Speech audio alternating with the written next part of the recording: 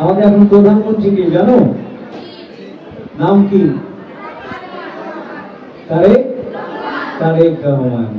প্রধানমন্ত্রীর নাম কি? হ্যাঁ, আমাদের মাননীয় প্রধানমন্ত্রীর নাম জনাব তারেক রহমান।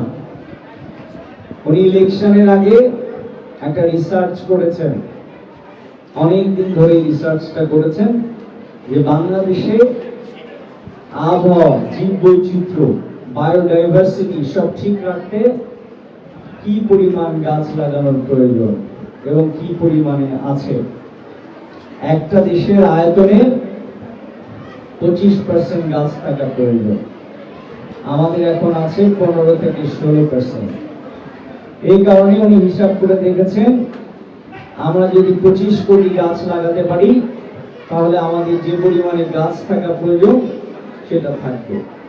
এই কারণে আগামী 5 বছরে ওনারা 25 কোটি গাছ লাগাতে চান। উনি তো একা পারবেন না, আমাদের সবাইকে মিলেই এই গাছ লাগাতে হবে, কি তাই না? তোমরা কি কেউ গাছ লাগিয়েছো? এবার কে লাগিয়েছো? ওকে, আমরা আজকে গাছ লাগাবো। শিক্ষক যারা রয়েছেন শুধু পাঠ্যপুস্তকে যে লেখাগুলো থাকে এগুলো তো পড়াবেনই, একই সাথে আপনাদের কিছু বৈষয়িক জ্ঞান আছে যেটা জন্ম থেকে পরিবার, সমাজ, রাষ্ট্র ব্যবস্থায় আপনারা শিখেছেন। এই ইনসাইট গুলো বাচ্চাদের মাথার মধ্যে ঢোকাতে হবে। যেমন এই যে গাছ লাগানো, এটি আপনার পাঠ্যপুস্তকে থাকার দরকার নাই। আপনারা যদি এর উপযোগিতা বলেন তাহলে শিক্ষার্থীদের মনে মগজে এগুলো গেঁথে যাবে এবং তারা প্রত্যেক জীবনে এটি অ্যাপ্লাই করবে। একই সাথে এই স্কুলে যারা শিক্ষক রয়েছেন, শিক্ষার্থী রয়েছেন, সবার প্রতি আবেদন থাকবে। মাদ্রাসা শিক্ষক শিক্ষা নিয়ে মানুষের অনেক দ্বন্দ্ব আছে, দ্বিধা আছে, বাট এটিও সত্য। আমাদের ঢাকা বিশ্ববিদ্যালয়ে ভর্তি পরীক্ষায় পরপর দেখেছি 2 বার মাদ্রাসার শিক্ষার্থীরা সেখানে ফার্স্ট হয়েছিল অ্যাডমিশন টেস্টে। সুতরাং আমাদের অনেক ডক্টর, ইঞ্জিনিয়ার রয়েছেন যাদের ব্যাকগ্রাউন্ড ছিল মাদ্রাসাতে। তো আমি জিজ্ঞেস করলাম সুপার মহোদয়কে, প্রিন্সিপালকে, যে এখান থেকে কেউ চান্স পেয়েছে কিনা ঢাকা ইউনিভার্সিটি। উনি বললেন গত বছর একজন চান্স পেয়েছে। মেডিকেলের স্টুডেন্ট আছে, এই সংখ্যা আরো বাড়াতে হবে। যেহেতু রফিক ভাই আমাকে বললেন যে এই মাদ্রাসাটি এই জেলার সর্বোচ্চ মাদ্রাসা ছিল আর কি, সবচেয়ে ভালো কোয়ালিটি সম্পন্ন মাদ্রাসা ছিল এক সময়। তো সময়ের আবর্তে হয়তো কোয়ালিটি হারিয়েছে, বাট আমার প্রত্যাশা থাকবে যে আপনারা আবার আগের অবস্থায় ফিরিয়ে নেবেন।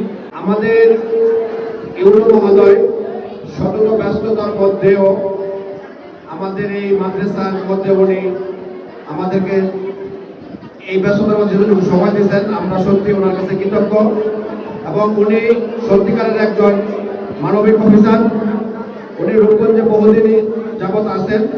উনি সমস্ত শিক্ষা প্রতিষ্ঠানের বিভিন্ন উন্নয়ন, সামাজিক উন্নয়নের জন্য সবসময় যথেষ্ট ভূমিকা রাখেন। আমি জনাব ইউরো মহোদয়ের কাছে আমি একটা অনুরোধ করব যে এই মাদ্রাসাটা এক সময় নারায়ণগঞ্জ জেলার একটা ঐতিহ্যবাহী মাদ্রাসা ছিল এবং নারায়ণগঞ্জের মধ্যে সবসময় একটা প্লেসে থাকতো। কিন্তু বিগত দিনে এই ফ্যাসিস্ট সরকারের পরিচালিত শিক্ষা ব্যবস্থা তথা এই মাজলিয়া মাদ্রাসা শিক্ষা ব্যবস্থাটাকে ধ্বংস করে দিয়ে গেছে। আমি আপনার কাছে অনুরোধ করব যেন এই মাজলিয়া মাদ্রাসার আবার ঐতিহ্যরা যেন ভাই আপনি এবং আমাদের এমপি মহোদয় রূপগঞ্জের মাননীয় সাংসদ জনাব মুস্তাফিজুর রহমান দুবু ভাইয়ের আপনাদের দুজনের সহযোগিতায় যেন আমরা আবার আমাদের ওই পুনরায় আমাদের ওই জেলার মধ্যে যেন আমরা একটা অবস্থান করতে পারি। আপনারা সবসময় সহযোগিতা করবেন।